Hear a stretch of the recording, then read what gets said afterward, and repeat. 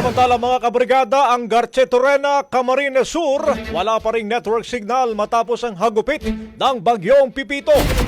Ang lalawigan, zero casualty daw.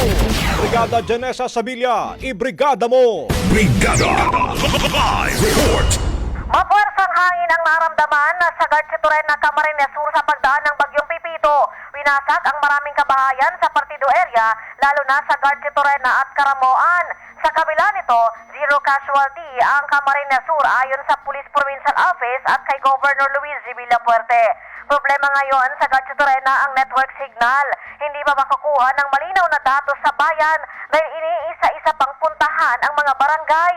Ayon kay Mayor Leda San Luis, maraming pinadapa at winasak, lalo na mga nasa coastal barangays. Wag na aniyang mag-alala ang mga may kaanak sa Garcetorena dahil ligtas naman ang lahat.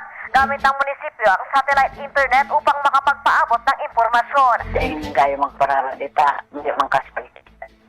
Damages to property ka na. Sa Caramoan, marami rin ang sinirang bahay o kung hindi naman, binaliktad ang mga pawid sa bubong. Isang network pa lamang ang gumagana at wala pang kuryente sa naturang bayan na isa rin sa nabanderahan ng signal number 5. In the hood of changing lives, ito si Brigada Janessa Sabilla ng 103.1 Brigada News sa Naga. The music and goes out horse!